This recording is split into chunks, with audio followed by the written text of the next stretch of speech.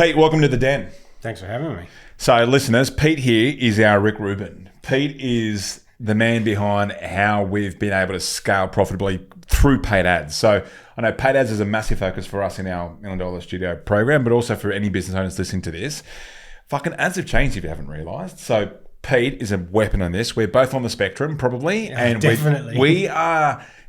this is like, we caught up just over the break in Christmas, and the reason why we wanted to get this episode in early is because I know people are trying to think about how to grow this year. Okay, yeah. So we're going to draw some things. The big question that I want everyone to get enlightened with is, by the end of this episode, I want people to, they're saying, I can finally see the actual system behind how I can scale my business profitably. Yeah. Using paid ads in 2026. Not what used to work pre-lockdown. And I know what to fix. I know how to hold my agency accountable if I'm using one. What to build, what to focus on, and basically stop all the guessing and start making some real money. Is that cool? Cool, man. I'll do my best. Hopefully drop some knowledge bombs along the way. You will. Okay, and I reckon here's the hit list. Let's go through like a clear diagnosis of why ads don't work. Yeah. We'll do that. The most common mistakes you see, the stuff that you whinge to me about. Yeah. You love saying, it's my favorite term from you, is when you say something's a home run. Because I know that's making me a lot of money. So what a home run checklist is for an ad campaign to be a home run. There's different elements that we always talk about. Yeah. I want to make that really clear. Funnels versus flywheels. Mm-hmm. There's a big shift happening in marketing. I want everyone to know. And let's leave them with a scaling plan on how to actually grow their business this year using paid ads. Yeah. Cool? Yeah, cool. Sounds good. So, where should we start? What makes a campaign work? Or work? Actually, have a drink first. Yeah, all right. Have one of these. This is the new Cinnabon flavour from Inner Bloom. Salud. Cheers. Yeah, let's go. Yeah, that's good, eh? You like it? Yeah, I like that. All right, protein coffee. We got that jacked up. Okay, so where do you want to start, homie? What makes a profitable ad campaign work? No, let's start with mistakes. They're kind of the same thing, really. All right, cool. So, first principles. If your ad campaign's not working, it's not your ads to start with. So ignore your ads completely. You need to have your right business model. You need to have the right sales processes. You need to really understand who your client is. So it's everything to do with foundational building blocks. Wait, so if your ads aren't working, you're saying don't look at the ads yet? Normally with most clients, you start off by not looking at the ads. Wow. Okay, so firstly, give me that. So it's... What was it? It's kind of the first principles. Do you actually really know who it is that you're actually helping? Oh, and that's called... Avatar. Yeah. So you need to know who it is that you're trying to go for. Yeah. So, okay. Avatar, is your sales process working? Right. Pretty much call the leads. Tell me about it. Yeah, sales process working. Yeah, and then just other things like sort of business model constraints or other stuff like that. What does that mean?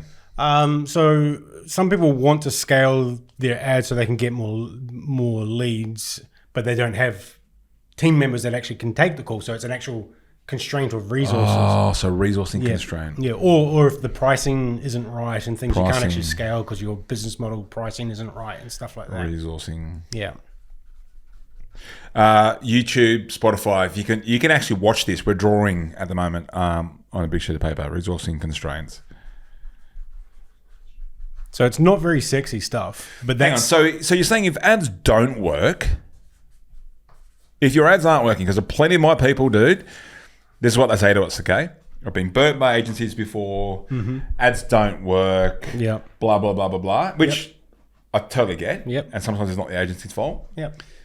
But you're saying before we get to slicing up the ad and looking at why, has these... does the rest of it make sense first? Right. You know? Okay. You can't scale your ads out of a bad business model or a bad sales process. Fuck, that's a hook. Yeah. Let's keep going down that path, and then we'll make it really clear when we talk about what great looks like over here. Yeah. So what else? If someone goes, Pete, you need to do surgery on my campaign.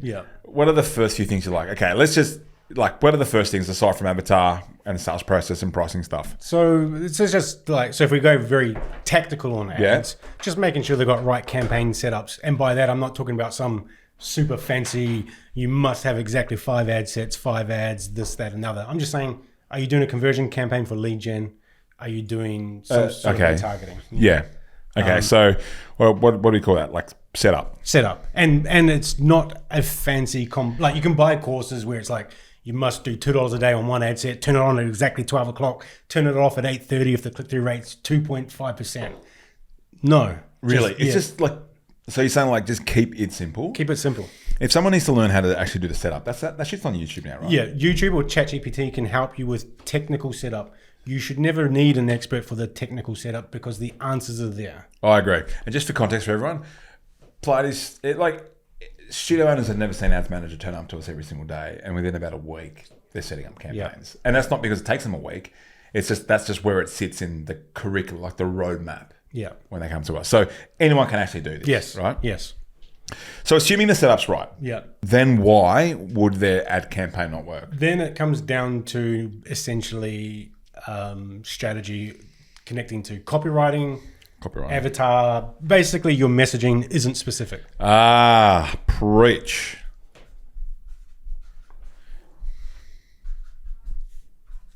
When you think you're specific, you're not. So let's give some examples. People might hear that and go, yeah, it is. Yeah. I'm a Pilates studio and I'm doing 5 for 59. Yeah. Like that's pretty specific, isn't it? The first thing to do is try and brainstorm. You use ChatGPT to help you brainstorm. So what you can play with getting specific is who. Mm. You can practice getting specific with the pain point. You could practice getting specific with the desired outcome. Who? Yeah. Pain point. Yeah. Desired outcome. Yeah. And then if you want to get super fancy, you can practice getting specific with the mechanism that achieves it. Okay, I'm going to write that as a number 6. Yeah. So then you can talk a little bit more about this. Now, this is what we spent about 3 hours on Boxing or whatever day that was talking about this, right? Yeah. So messaging, then your mechanism. Yeah. So new is better than better. Okay. And the mechanism is new. Okay, slow down. New is better than better. Yeah. Now, people are bloody driving, okay, and they've just probably swerved. Yeah. To pull over and just go, what the fuck did he just... Explain that for me. So in terms of market maturity, you can make a bigger claim. So 10-minute abs? No, I've got 5-minute abs. Why would you want 10-minute abs when you can get 5-minute abs? Fuck that. I've got 2-minute abs. Buy my shit. 1-minute ab. So basically you make your claim bigger and bigger and bigger to the point it gets unbelievable. Okay.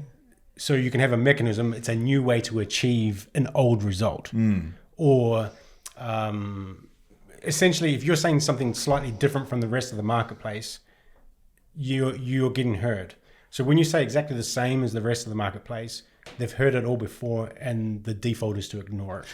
Yeah, default is to ignore it, but also now you're in like a commodity bucket. When we get them to have a look at their offers, and we teach them about offers, an offer isn't just a discount.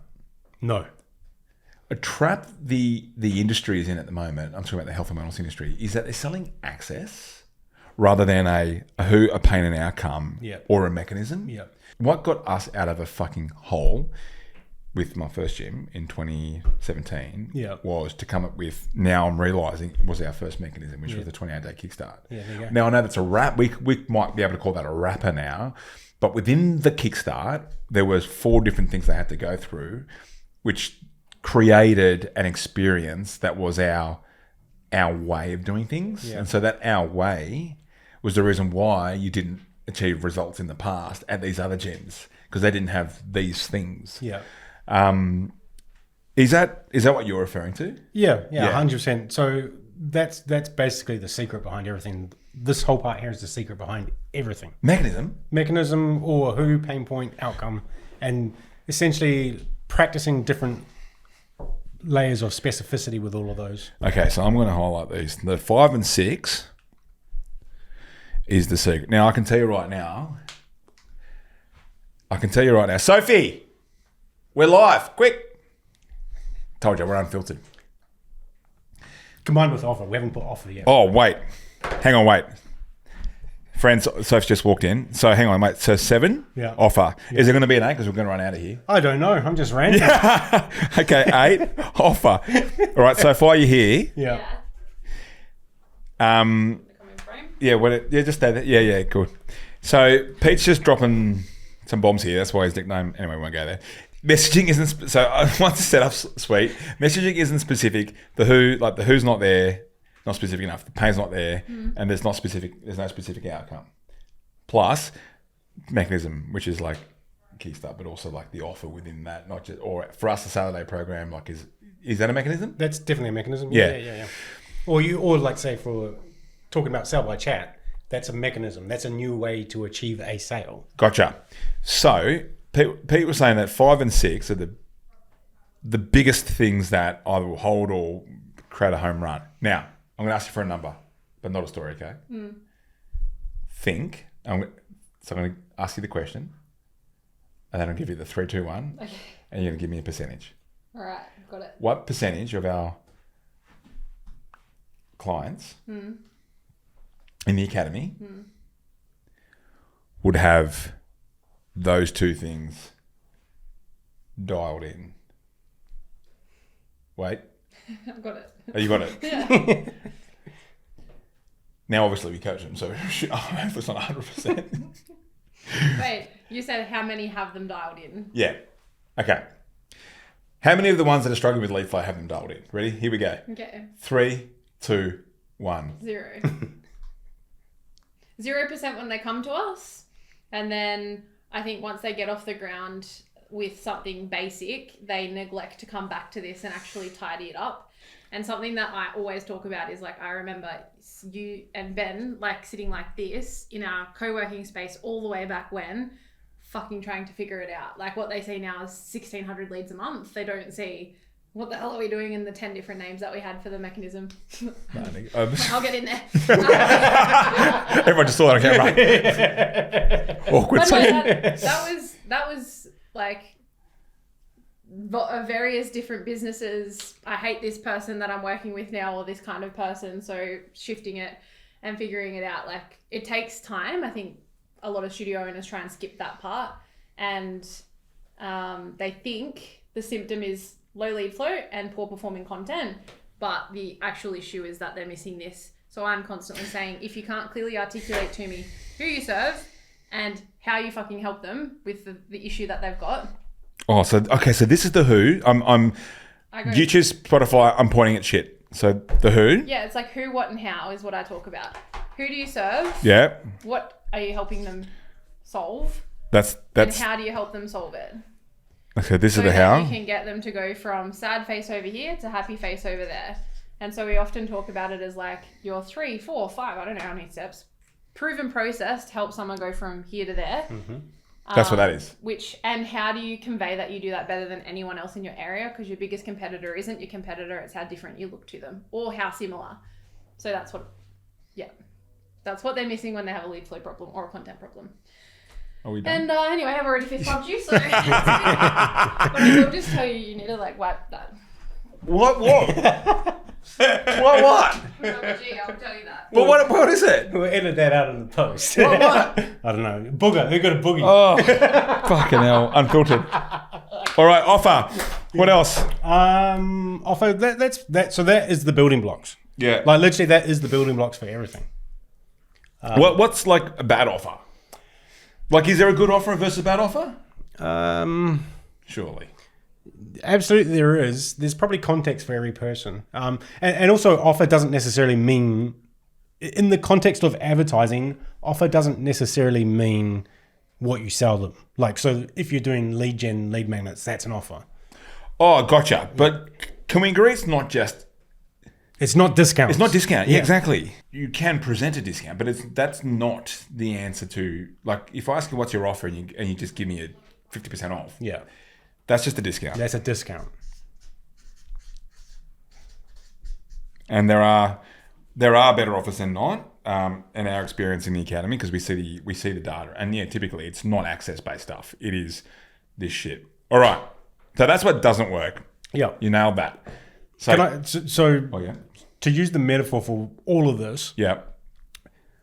Because we know, based on every other conversation that we've had, someone's going to be thinking, how do I specifically set up the, wherever we had it, the setup, like what do I target? Yeah. How much do I do? How much am I allowed to increase the spend each day and all of that? If you get to the end of the podcast and you're asking yourself that, remember this metaphor. Oh. That's like asking which spoiler on a car is going to make it go faster, instead of asking, does my car have an engine? This is the engine. That's the spoiler. As long as you don't completely screw it up, like just don't do a blanket reach campaign or something like that. That's really interesting. I love that analogy. All right. Technically, a spoiler does make a car go faster, but for the average person, it's not really that noticeable. Yeah, that makes a lot of sense to me. Should we start talking about, for everyone here, think about how to scale this business they got profitably this year, what a home run campaign looks like. Okay. So I'm just going to write home run over here in green, because green means good. How do you define home run, by the way? So in the context of lead gen, a home run campaign is just one that's getting truckloads of qualified leads, not leads, qualified leads. Do you hear that, friends? At a rate that's better than normal. Okay, so hang on, let me just define that. So, because otherwise people, what will happen is, and I want to protect my audience here, is like sometimes they'll go to an agency and the agency go, and I'm not bashing on agencies, we used to be an agency, but they'll say, we're getting your leads. Yeah. We're doing our job. Yep. But they're not qualified. Yeah. And I'm saying that with, let's assume that they are calling these people and they are speaking to let's them. assume they're doing everything correct. And let's assume that they're genuinely not qualified. Yeah. So let's say, the definition is truckload. Yeah. Truckload of leads. Yeah. First part. That are qualified. And then what? What'd you say? And it's just at a significantly cheaper cost per lead than your normal cost per lead. Yeah. Which, incidentally, most people are afraid of having a high cost per lead when that's actually not really a terrible thing. I completely agree. Yeah. Great. So that's a home run. Okay. What is the anatomy of a home run campaign? I don't know if there's like an exact, this is how you do a home run campaign. Yeah. A home run campaign isn't a campaign. It's a process. So you have campaigns. You just follow your process. When you follow your process, you're going to hit some home runs. You just don't quite know when you're going to hit the home run. Mm-hmm. So it's not necessarily about trying to come up with the perfect ad. Okay. So a lot of people will way overthink things and like, should I do this? Should I do that? Take forever and a day before they actually create the next ad. Follow the process. Just get an ad out. See what happens. Mm-hmm. Over time, you can be more likely to guess what's going to home run. But I've been doing, to some degree, direct response marketing for 20 years. I still can't guess which one's going to be the home run. Okay. I can guess more than I used to, but not 100% accurate.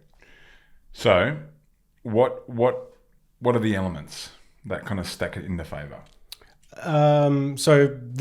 Then play with the specificity of the who, the pain point, the outcome, the mechanism, and the offer. Okay, so first, so because when you work with us, to stack the odds in your favor, let's sort of draw these as stacks, okay? Yeah. Let's talk about one of your first home runs. Okay, go. Yeah.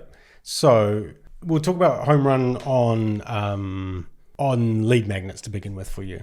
Mm-hmm. So you previously, we've talked about this example quite a few times, you had a really successful lead magnet for email marketing. Yeah. And it had absolute truckload of leads. Yeah. It was like $10 leads, $12 leads, something like that. Yeah, so it had 2 out of these 3. Yes. So far. It didn't have number 2. No, exactly. No, it didn't have number 2 at all. It had number 3. It had number 3 and it had number 1. But number 2, so the problem with that particular angle, so coming back to the messaging, so email marketing, it was 100, it's still my swipe file of 100 emails that are proven to work or something like that. Email marketing appeals to absolutely everybody. Yeah. Especially marketing agencies and freelancers. That's who our SaaS team. So if I see that, I'm filling in your form and you're going to get me as a lead. Correct. And so the problem with that is it appeals to everybody. So it appeals to your ideal client profile. But if you were to draw like a Venn diagram. Yeah, do it. All right. So this is your ideal client profile. Yeah. This is who that particular offer appeals to. Ideally, what you want to have is a angle or an offer that appeals to that amount of people. Gotcha. And then that way, you're going to be hitting your ideal client profile more likely. So dog whistle ads. Dog whistles are trying to get specific on pain points or outcomes or who's so that you're in this range. And the reason why it's called a dog whistle is because dogs can only hear dog whistles. The general population can't hear a dog whistle. Which is this stuff over here, right? Yeah, that's right. So these people can't hear it. So now these will trick you as well, because when you see an ad that's getting heaps of leads, it's conventional wisdom to think, oh shit, let's get more of those. Let's turn all these other ones off where the cost per lead's 4 times more and put more in this really cheap lead source. But the problem is your cheap leads are all living here instead of living here. So again, we're pointing at this diagram here. This is where we want them, right? Okay. So we want to reduce, and the best way to reduce this spillage over here is just by getting really specific. Yeah, get real specific. Now, okay, people can sometimes get a little bit nervous when we tell them that you should be niching down. Yeah. What's your response to that? So people, when it's very, very common. If you feel uncomfortable that you're going to be neglecting a certain part of your marketplace, very common. That's the most common thing.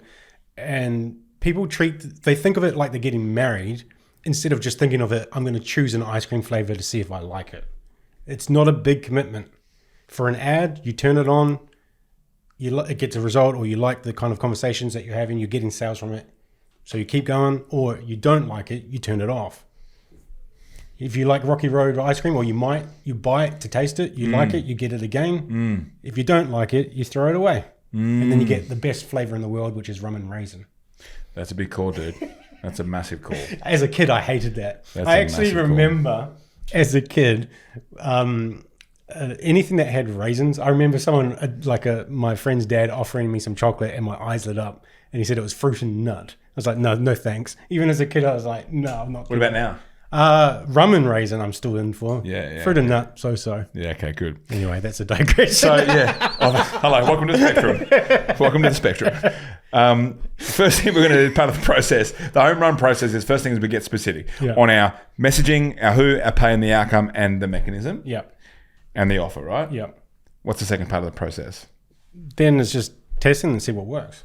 What does that mean? So there will be a setup, I suppose. Yep. Yeah. So let's say we're doing lead gen, and let's, for argument's sake, keep it simple with lead forms just for this conversation. Okay. So the setup would be lead forms. Yep.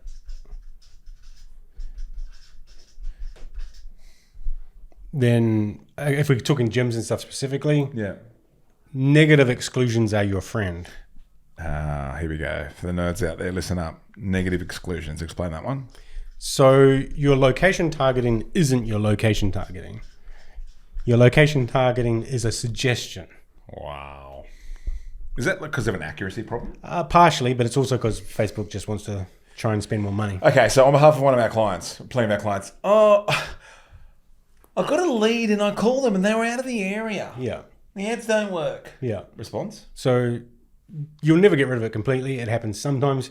Negative exclusions can reduce it. So if they're out of the area, start doing location exclusions in those areas where those leads are coming from. So specifically, if we're in, what postcode are we? 2229?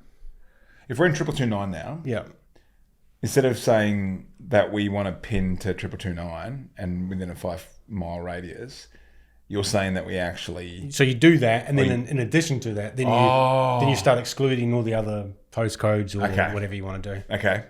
And then it's just a balancing act between too much and too little. What else are the little ninja hacks here in the setup? If you can actually have a qualifying question in your leads. Explain why that's important. Because that's how you can stop getting... But basically, it's a self-fulfilling prophecy. Yeah. If you're getting bad leads, then you're going to get more of them because you're telling the algorithm to find more. If you have a qualifying question in the form that disqualifies them so they don't count as a lead, you're telling Facebook not to find more of those people. And so it becomes better and better and better and better quality. Give me an example for a yoga studio. So in Marrickville. Marrickville? Okay, cool. So Marrickville, let's say you're a high-end yoga studio. Yeah. Well, actually, any yoga studio. You don't want a traveller. You don't want a traveller? Yeah. So travellers love free trials. Fuck free trials, dude. Travellers like little cheap 5-week class passes, or whatever the hell they're called. Yeah. Travellers don't like staying in your studio for the next 2 years. So if you have a question, you'd only do it if it was a problem first. If you noticed you were getting lots of travellers. Right, so you'd optimize for flow first, Yeah. and then, depending on the quality over here, which is the second element of a home run campaign, then you might just like throttle that a little bit, or tighten up a little bit by asking a qualifying question. Yeah. So in that one, it's like, you'd have to be a little bit careful with how you ask that specific question. But are you a permanent resident or something? I don't know. Yeah, like are you? Yeah, do you live in Marrickville? Yeah. There we go. That's perfect way of saying it. Yeah. Great. What's our qualifying question? So we've experimented with yours a few. We've got a pretty basic one. Are you a yoga, gym, Pilates, fitness, or combat studio with 80 members or more? Perfect. Great. Yes, no. Yeah. And if it's no? Then they get sent the podcast, but we don't capture their lead details on the form. Which means you don't pay for it, right? One way or another, you're paying for it. But Shit. but basically, we get less of them. So because it's a self-fulfilling prophecy, That's what you want. Yeah, if you're getting bad leads, you actually get more bad leads. And you're paying for them. Yeah, and if you get good leads, you get more good leads. Great. Get more good leads. Yeah, good. What else in the setup should they know? Honestly, I'm kind of semi-drawing. Okay, so lead forms plus qualifying questions, negative exclusions. Yeah. Where do they go a little bit? What ABO, CBO? What's? There's a specific reason why you might do any of those ABOs or CBOs. Some people will do an alpha beta campaign. So your beta campaign is your testing campaign, and then if it's proven to work, then they'll have an alpha campaign.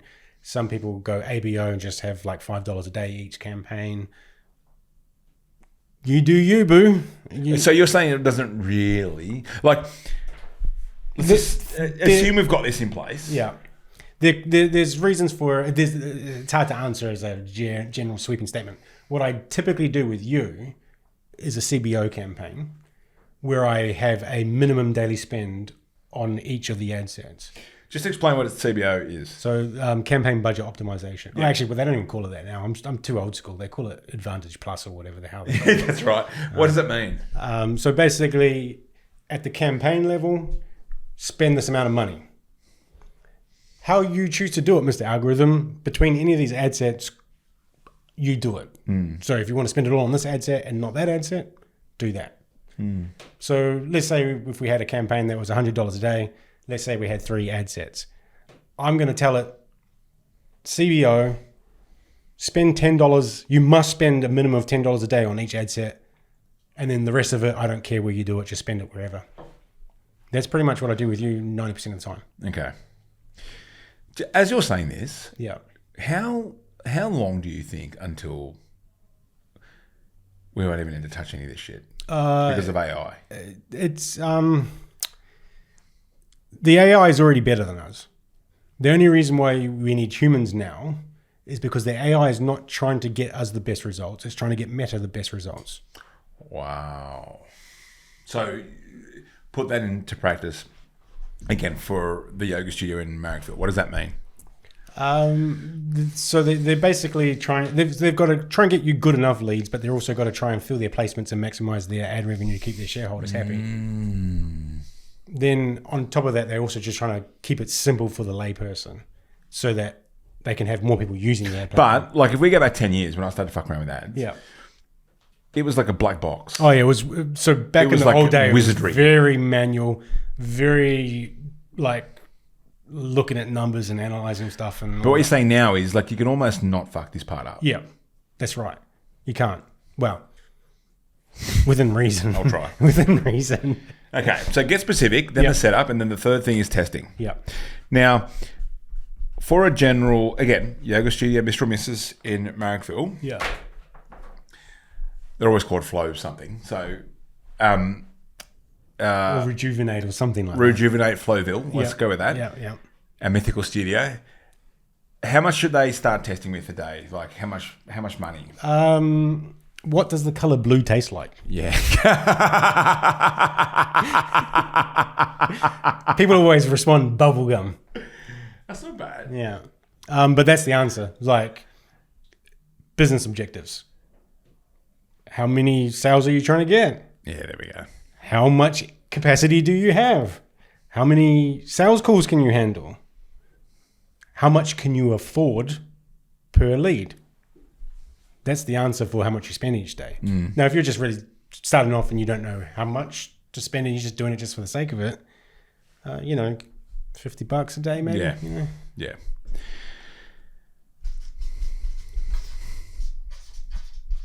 Great. Now, in terms of how you know if it's working or not. Yeah. So is that now we're going to tracking or? Yeah, just like, what is the cost per lead or like have I spent enough to know? Yeah. What am I looking for? So most people think time is an adequate metric. Time? Yeah. And or impressions. Time has no value at all when deciding. Sorry, what do you mean by time? So this ad's been on for 5 weeks. Oh. This ad's been on for a week and it's got no leads. Well, how much has it spent? I don't care how long it's been on for. How much has it spent? Yeah. Then the other thing, so I've had a number that I pulled out of my butt years ago, and I've stuck with it. If I'm being true to giving something a fair shot, most creative, you need to spend 3 times the amount of an acceptable cost per lead to know if it's going to work or not. Okay, so I feel like we need to go back a step and go, how do our lovely listeners work out an acceptable cost per lead? Yeah. Yes, that's actually a really important thing. Yeah, you talk, I draw. So acceptable cost per lead comes down to your sales conversion rate and your lifetime value of your customer and what kind of margins you want in life. Yeah, so let's get more specific. So pretend I'm owner of, what do we call it? Rejuvenate Flowville. Yep. A yoga studio in Marrickville. Yep. Ask me whatever questions and I'll give you some answers and then we'll work out my acceptable cost per lead. Okay, but you got an intro offer? Yes. $200 on? How much? Yeah. Do you want to break even with your intro offer? I would like to make a little bit of commish, a little bit of profit so I can pay my salesperson. Okay, so $100. Okay, so that means you can afford $150 cost per sale. Based on that, if that's what we're aiming for. How'd you work that out? So if the intro offer was $250 and you want to hang on, wait. So the intro offer is $199. Yeah. And I want to give $100 commission Yeah. to my salesperson Nate. Yeah. Good name that. Yeah. Yeah. To land one of these things. Yeah. So now you got another $100 to. Yeah. So now we're at $299. Yeah. Oh, you did no, the opposite. We're taking it off. Yeah. Oh, I think because you're talking about how much money I'm going to get. Yeah. Yeah. Okay. So So if you're trying to make them. Yeah. So I'm only making $99 now. Yeah. Yeah. Minus 100. Yeah. Yeah. To be honest, you're not going to make it work. That's not going to work. And is that because why? The margins aren't there for that. But your expectations aren't realistic. Well, why not? Because it does work if we factor in conversion rates. Yeah. So at 30%, that means I need three leads to profit me $99. Yeah. Right. So the way I work out acceptable cost per lead, typically, this is like live maths, is let me get my calculator out. We got lost in the weeds. No. This is how I work it out. So I go, if I don't care about breaking even, actually, let's just make this a lot simpler. And I'm doing a $200 thingo trial, and I'm doing a 30% conversion rate. Yep. Which means I need 3 of these things. Yep. So I just divide that by 3, and I can actually afford $70 a lead. $70 a lead is my acceptable cost per lead. The problem though is if it's $70 a lead is what I'm happy to go up to. Yeah. And I've only got it $50 a day. Yeah. I might not be getting a lead. Yeah. Because 70 doesn't fit into 50. Yeah, that's right. Yeah. So we teach in the academy the the economics of a profitable campaign is that there is CPL is involved, your offer price is involved, your conversion rates are involved. That's over here, and then also your budget, like your daily ad spend, is involved. So for those that are listening and watching that actually understand everything I'm saying, they're fully on board. They understand what the hell we're going on about, and we want to make sure that if you're going to scale profitably in 2026, they actually do need to understand this trinity. Yeah. Oh, 100%. Understanding specifically the relationship between these things. That's the most important thing. Because once you have your acceptable cost per lead, which you can rewind and watch me do that again. If you understand your acceptable cost per lead, then what actually happens is, what we do is like we back solve. At the start of the month, I go, Pete, all right, how much are we spending? And you go, well, how many leads do you want? Yeah, that's right. It's an equation. Yeah, a lot of the times. Yeah, it is 100%. Rather than I'm like, I'm just not getting any leads. Yeah. So one thing I've had with clients quite a lot, newer clients, not mature clients, is let's use the gym as an example. Let's say we're spending $1,000 a month, and let's say $50 cost per lead, just making that up. So what's that? That's 20 leads a month. Hang on. Say that again. That's 20 leads a month. Yeah. Yeah. You might be on a conversation with them, and they're like, okay, but could you just get us 30 for $1,000? Well, technically, yes, if I can figure out how to do a home run. Yeah. But if you absolutely have to have that amount, you need to increase your spend. Yeah. So remember, let's go back here. A couple of Novembers ago. Yeah. I think we're only spending about $8,000 a month. Yeah. When I jumped on the month prior, you'd spent just under $9,000. Yeah. What do we get up to? $100,000 a month. Yeah. Which is ridiculous. Mm-hmm. You didn't think we could get to 20 to 30. I thought we could get to 20. I didn't think we could get to 100. But and then I started asking you, how do we get to 300? I'm going to ask a question which will segue and open a loop. Yeah. For our next segment. Yeah. But then I want to come back and answer this first, and then we'll go to that next segment. Okay. What was the variable that allowed us to go from $8,000 to $100,000 a month in ad spend profitably? Content. We're looking at the Content. All right. So that's the open loop. We'll talk about that in the next segment, because there is no conversation that we're having at the moment in business in the context of paid ads where we're not using the C word. So you use a few C words to be fair. What results are people looking for to know if it's in terms of leads and results or sales results? Or? They open up as manager. Yeah. The fuck am I looking at? Well, if we're looking at lead gen, literally just leads and cost per lead. Those are the all the other numbers. Ignore them. But when can you judge it based on the fact that what you've just said then around it hasn't spent or it has spent? Like what is the metric to know that it's spent enough to judge it? Yeah, so I work on 3 times your acceptable cost per lead. Yeah, but in practice, especially on lower budgets, it's actually hard to do that. You can't, like on low budgets, and if you got 10 creatives, and let's say your acceptable cost per lead is $50, then that means 150 per 10. So that's then 10 times 150. That's you have to spend $1,500 to know if it's going to work or not. Yeah. So on lower budgets, you kind of you guys do 1,000 impressions is what you teach, isn't it? Yeah. And that's better than Just so for everyone to understand what just happened then. When you open up your ads manager or you go on your app, which you can we've got a 5-minute daily ad review, but we've done it before where you order your coffee. By the time your coffee gets made and gets given to you, you could have done your ads review typically for Flowville at Marrickville. Yeah, okay. Sure. But the mistake we see is people are too quick to judge the ads. I've spent $2 and my ad hasn't worked. Yeah, I don't have any leads. Exactly. It's like 3 people saw it. Yeah. So wait until it gets 1,000 impressions. Now, is that at the ad level or the ad set? Ad level. Yeah. Exactly.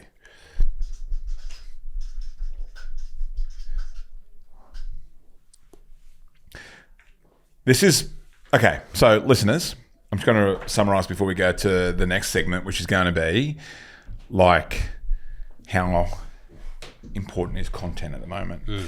By the way, How can, like, no wonder agencies like are struggling at the moment. Like the ones that are, I'm just going to say it, the ones that are using, I guess, VAs to manage hundreds of cookie cutter type stuff. How they can't? How can they do this? How? Because it's just copy and paste. They can't figure this out. That's why, and it's not the agency's fault.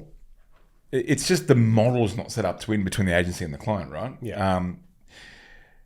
A lot of people come to us because they've used an agency and it didn't work. But then also there are people in our academy that have to use an agency because they're part of a franchise and there's a deal somewhere happening in the background. Mm-hmm. For those people, just before we move on, how do I better hold my ads agency accountable so I don't just feel like they're hoodwinking me? And I don't feel like an idiot because I don't know what the fuck they're talking about. In terms of what can you look at, or? Well, like, how do I know that they're delivering? Are you getting leads at an acceptable rate, and are they qualified leads? Right. Okay. So basically, these three things up the top here. Yeah. And what are the numbers that I'm asking them about? These numbers, right? Yeah, leads, cost per lead, and then you know if they're your qualified. Sales conversions, right? Yeah. So then your sales conversions at 40%. That's our benchmark in the academy. Is you can actually sell 40% of your paid leads. Yeah. And here's a pro tip: if you're getting unqualified leads, your agency can't do anything if you just call them and say we're getting shit leads. Cool story, bro. If you're getting unqualified leads, track how many unqualified leads you're getting. So we're not going off emotions and just one shit phone call you had with someone. Yeah. We've got data. Yeah. So 25% of our unqualified leads, of our leads were unqualified because of this objective reason. Dr. Carl Cruz, I'm going to butcher his last name. But Dr. Carl, you know, the one that does the Triple J podcast. Oh, yeah. 11 o'clock on every Thursday. I listen to him almost every week. He says, you know, when someone rings up and he says something like, this phenomenon has happened in their life a lot. What's going on? And he goes, well, have you taken a log? Like how many times? Mm-hmm. And they just go, I don't know, like just a lot. And he goes, well, science only starts once you start writing shit down. Yeah, it's interesting. So there's I forget what the bias is called, but we tend confirmation. No, this one that I'm about to say. So we remember the peak, so good peak, bad peak, and most recent. Oh. All my clients, I can't actually remember you specifically, but me, I catch myself doing it, and pretty much all my other clients, we remember a cost per lead that was actually not the average cost per lead. It was the best cost per lead we had for 1 month. The good old days. Yeah. It's very normal. So we have a lot of inbuilt biases, and that's why having objective numbers is useful. Okay. Let's talk funnel. Are funnels dead? Funnels are not my preferred model. Not my preferred framework or kind of abstract model. Because something's changed? Yeah, because people funnel implies some level of linear step-by-step flow of a buyer's journey. Right. Which can happen. It happens. But it's more like buyer's journey is like, oh, I might not. It's like you can get people that goes instantly in market and buys immediately and therefore didn't need to be through some sort of tactical funnel process. Yeah, so a funnel used to typically look like this. Yeah. I'm just going to state the obvious. Right? And we used to hear terms like top of funnel. Yep. Which is the awareness. Like someone's in the awareness phase. Yep. And you'd show, historically, traditionally, you'd show a certain type of content to that person. Yeah. Yeah? Like what? Video view type campaigns. Yeah. And then they would be aware of your business, and then they'd move into what we call them off. Yep. Middle of funnel. And that's when they're in that learning phase. Yep. They're like, oh, what's going on here? And they're actually like, watching product demonstrations. Yep. Or they're getting to know your business and the service or whatever it is. So now they're in that, what stage would you call that? Yeah, middle of funnel. Yeah. Yeah, but like consideration, are they in consideration? Yeah. And then the BOF. Yeah, ready to buy. So in terms of... but this is the old way. Yeah, so in terms of technical ad spend on that, I don't really like that concept. In terms of a general marketing concept of stages of awareness for a buyer, it still conceptually holds. It's just not in terms of tactical. Well, the problem is it's not linear anymore, right? And that's just not you and I saying it. No. Google saying it. Like all the research is showing that actually what happens is it's more of a playground. People discover us, and then they move through our world and they binge something, and then because of the way the algorithms are set up, like the way we move through the internet and what gets shown to us shortcuts a lot of these stages. Yeah. And that's why we talk about flywheel. Flywheel, yeah. So your turn to draw, my man. You can be Mr. Squirrel now, okay? Jeez Louise. Can you draw? Yeah. Actually, we'll go with different. Let's go green. Are you a lefty? I am a lefty, so this actually works, hey? How good's It's this? like it's meant to be. Run us through how important content is in the context of creating the new buyer journey. Okay, so here's like a super top level abstract way that we do. This is basically what we do. And I cannot draw, so humble apologies to everybody. But let's say we have two sides. This is D for direct, and here we could call this B for brand, I guess, or content. On this side is where we're doing, like, if you want to use like a sort of lead. Yeah, lead forms, and that could be for book a call, or it could be for, say, lead magnets or whatever's appropriate to your business. You know, if you're doing challenges or something like that. Yeah, it's like register, like, you know, we're running this 28-day whatever. Tap to learn more. Yep. So basically, direct response, we want them to take an action where they exchange either, for example, in a lead magnet, they're exchanging their details, their name and email, so that we can communicate off platform, or book a call because we want them to buy our stuff. Yeah. On the other side is basically a bit of content,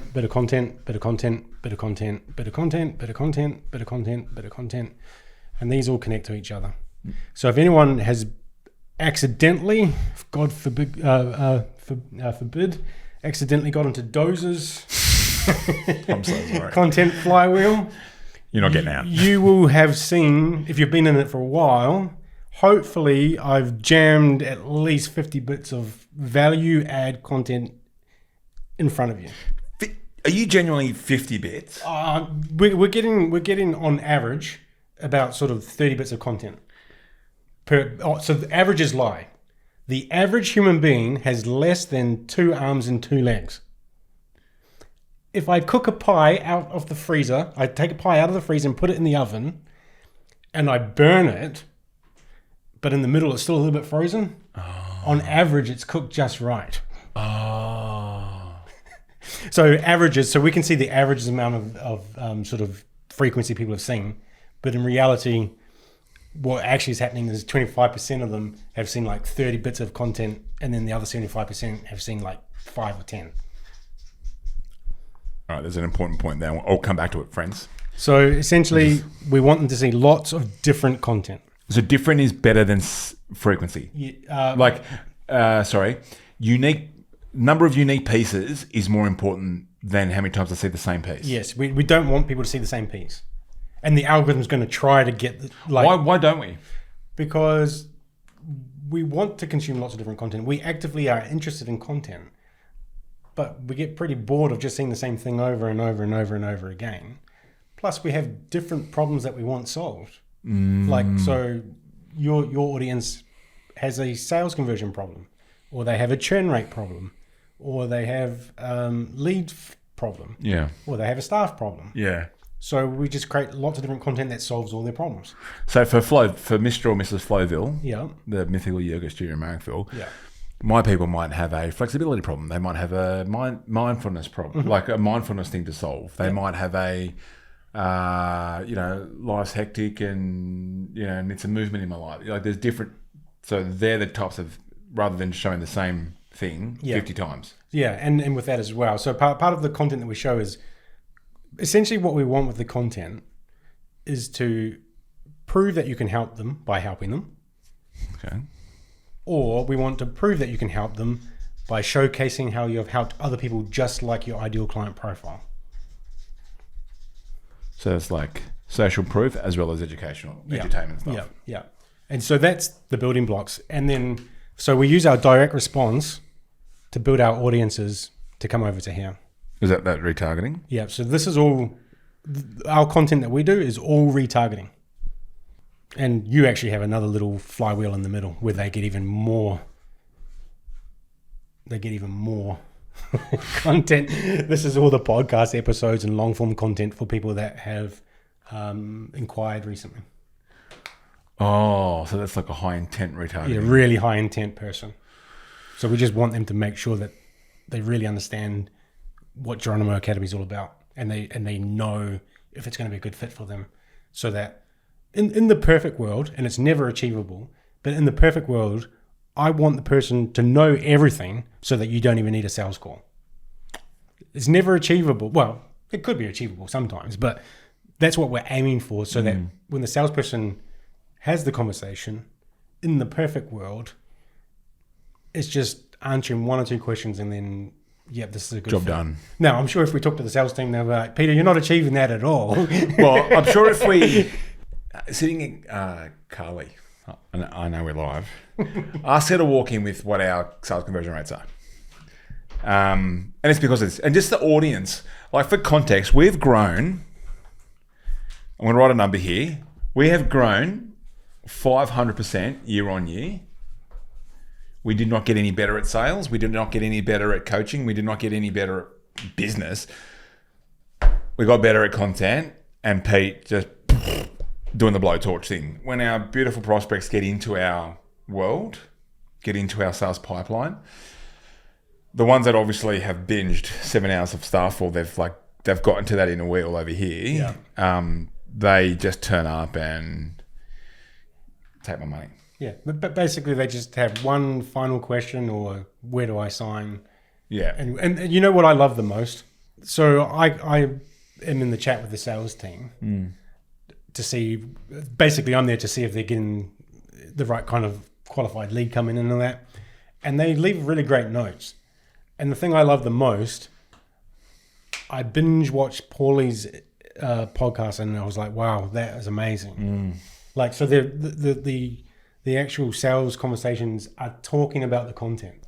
I just want to go back to this. I want to make sure everyone realised what Pete just said then. So there's this first part, which is what everyone does.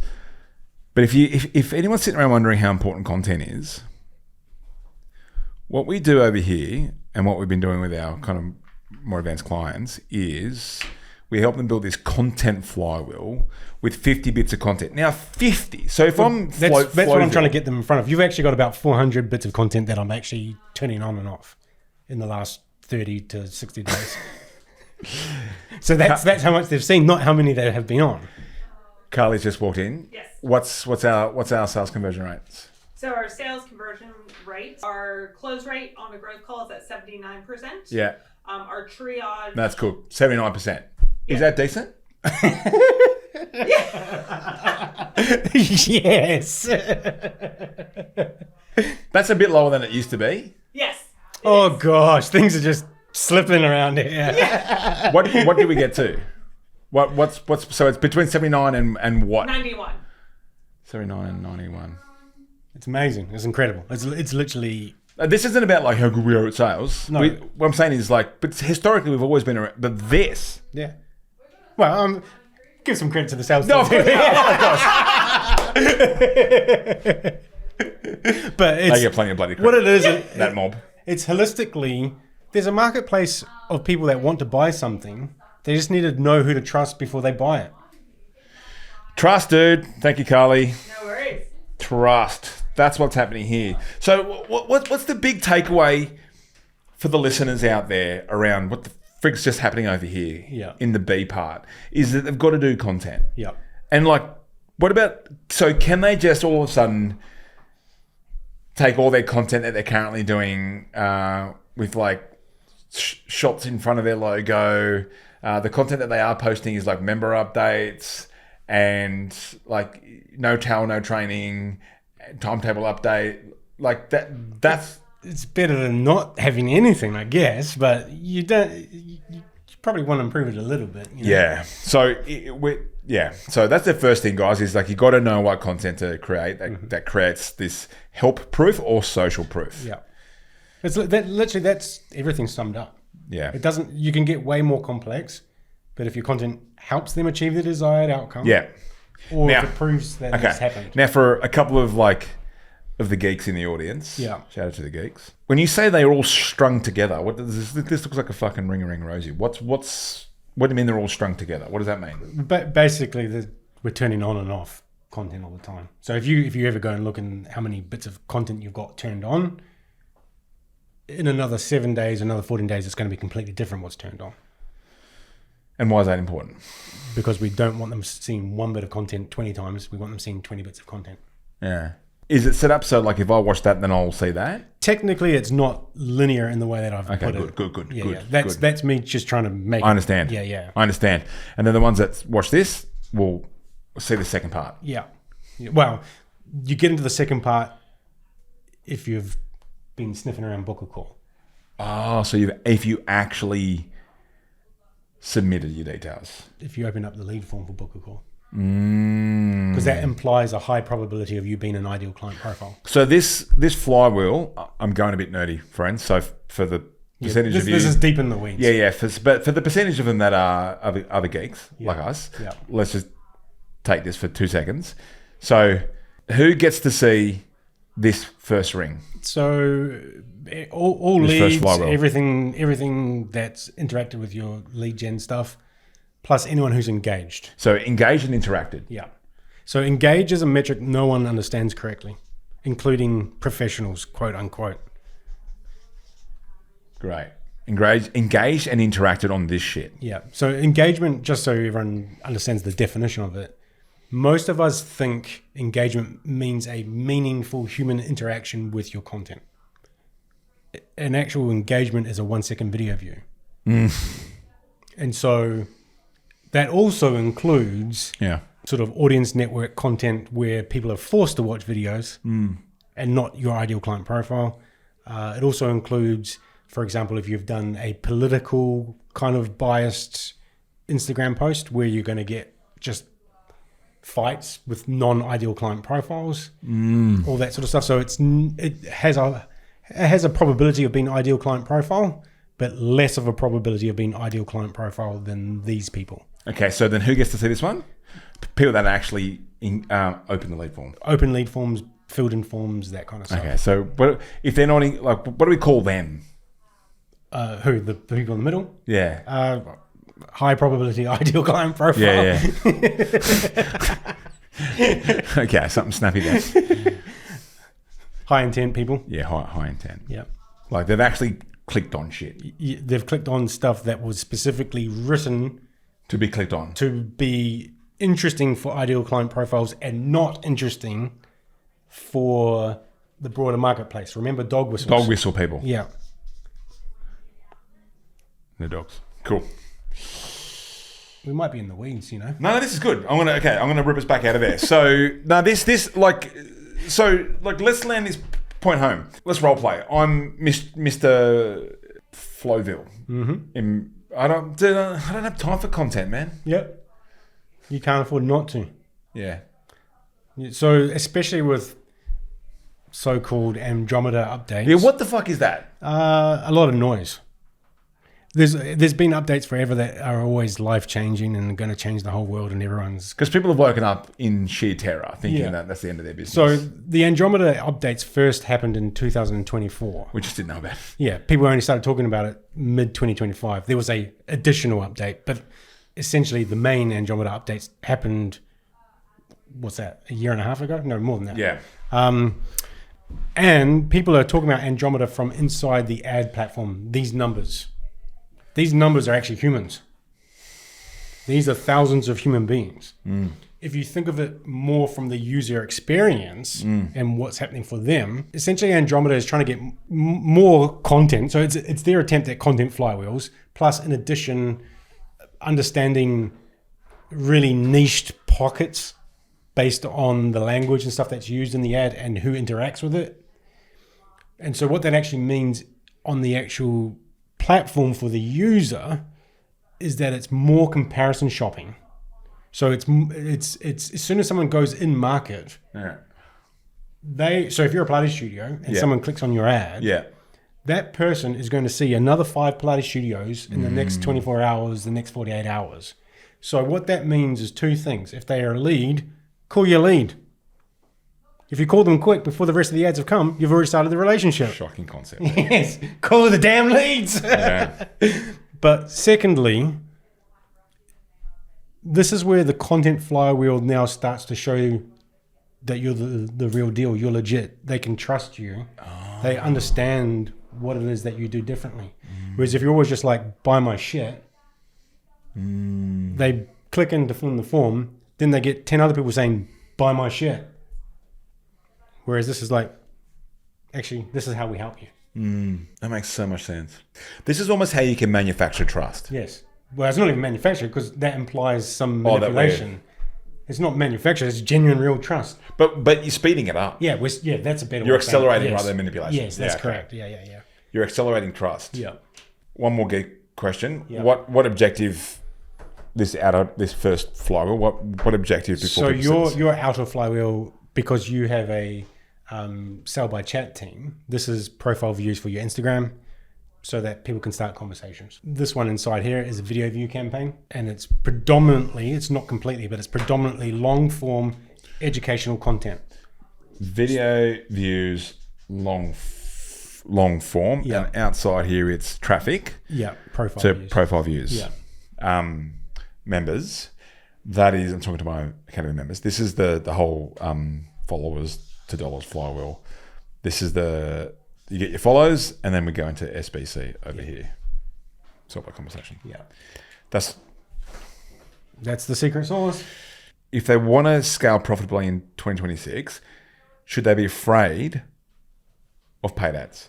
No, absolutely not. We've established that if your campaign's not working, if it's not a home run, we've established what a home run is. It's you're getting a truckload of qualified leads at an acceptable price. Yeah. If you're not doing that, we've established that before you go and have a look at your copywriting per se, just yet, have you figured out all those business model, those business strategy type questions? Yeah. Who's your avatar? How do you help them? Your mechanism? What's the pain point? What's your solution? What's the outcome that you're actually driving for these people? Yeah. And then ultimately, what is your offer, which is not a discount? Yeah. It was not just a discount. Yeah. And did you call the leads? And then did you fucking call the leads? And then when you call the leads, did you actually fucking follow the script? Is there anything else we need to talk about? Do you want to go any more deep in weeds about hooks or copy? Oh, what do you got? You got some stuff? It depends. It depends on how deep you want to go. But so like with paid ads, clever is not always better. Oh, you say that to us all the time. Yeah. I say, give me my bread and butter and then give me something fancy. Okay. So are we talking about hooks? Yeah, so let's say we're doing lead gen ads, and let's say you're doing a video type lead gen ad. Yeah. Start with the bread and butter. It's not sexy, it's not creative, but it's if you are very specific avatar looking to very specific outcome, then this is for you. Okay, I'm going to write that out. If you are, this is a really tactical thing for you guys. If you are, yeah,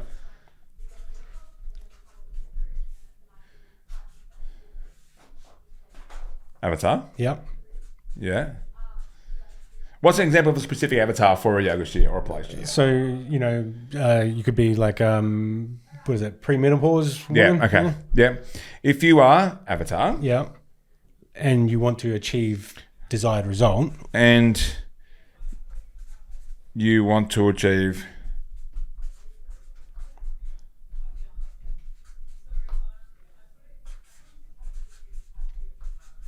desired result, yeah, then you can just carry on. This is for you, or then this mechanism. So this 10-week Pilates thing is designed to help you achieve desired result by doing this, this, and this mechanism. Yeah. Then this mechanism will help you achieve desired result. a bit more clever than what we're saying here. But yeah, but like that's the building blocks. Use ChatGPT to pad that out for you a bit more. Is this a framework? Like, if you're going to prompt GPT, is there a certain code? So this is the starting point a lot of the time. So the reason why this actually works, specifically for ads, it trains the algorithm quicker as to who you're looking for. Is that right? Wow. So you getting more specific on who you're looking for trains the algorithm to go and look for those. Yeah. So if the first bit of copy or if the first bit of your video calls out this particular avatar, who do you think is going to watch that? That one. Yeah. So you've given very clear data. Now, on the flip side, if you do a creative funny hook, like and something that's quite entertaining, or who's going to stop and watch that? People that like to be entertained. Everybody. Yeah. So there's not a very defined, clear. That makes sense. So this is a good way to speed the algorithm up to find your avatar. That's cool. So this is your bread and butter. It's not sexy. It's not exciting. And it's not always going to be your biggest home run either. It's just the starting point. I'll tell you what is exciting. What? 500% increase year on year. Yeah, that's pretty good, isn't it? So I would do it. Yep. Do you think we've answered the question for the guys? I hope so. Yeah. We want to do more of this. We can do a whole series on this. We can do we talked about doing it live. Could we do this live? Possibly. What would we do live? Could we help them set this up? Probably, yeah. How long would it take, generally? It depends on where they're at. How many lunches would we need in a day? If they've already got good content. Okay. If they've already got their ideal client profiles and all that. So if we give them homework. Yeah. If we give them homework and then the homework's done before they open the doors. We started doing that previously. That was Yeah. And that only took one day for them to understand the concept and go and do it. So we could do a one-day thing? Could do, yeah. Okay, let's do this. Let's get some interest. YOLO. What's a keyword?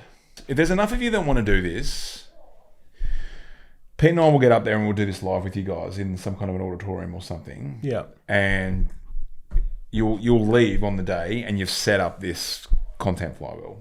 And your scalable / profitable setup situation here. Yeah. So I reckon if you go to my Instagram at hey.doza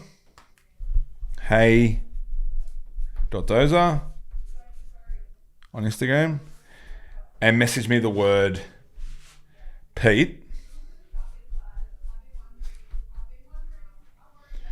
and we might have a landing page on the show notes, that'll give us an idea. We'll put a bit of a wait list behind it. And if, I don't know, how many people could we do it for? Like, we'll keep it small, otherwise it'll be crazy. Yeah, keep it intimate. 50? If that's intimate, yeah, sure. Less. It depends. 50 sounds good. We could do 50, yeah. So, it's an intimate, me, you, and 50 people. Yeah. And their laptops. Yeah. Okay. So, team, I think that's probably a pretty good / chunky first episode with Pete. Now you've met Pete. To understand the 2026 paid ads blueprint on why ads fail, what wins, and how to scale to $1 million a year by relying on, or by realizing that the content is the variable. The creative is the fucking point right now. Yep. Yeah? 100%. So to go back to the original metaphor we used earlier, if you're about to ask a question about something tactical, about $1 a day, ad sets, all that sort of stuff, you're asking a question about the spoiler on the back of the car. Yeah. You need to be talking about the creative, then you're talking about the engine in the car. Epic. I'm happy with that. Thanks for tuning in to today's episode. If something resonated with you, then do one of two things. Either leave a review or send this episode to a mate who's in the industry who might need to hear this. But if you want more right now, because your head might be spinning and you're like, all right, what the hell do I do right now? Then in the show notes, you'll find a link to where you can book in for a free 15-minute checkup on your studio, where we get to have a look at how you're going right now and where some of the kind of quick win opportunities are to get you moving faster. I can't wait to be back in your ears next week. And if you're listening to this right now, I want you to know that I love you, I appreciate you, I'm grateful for you, and I'm in your corner.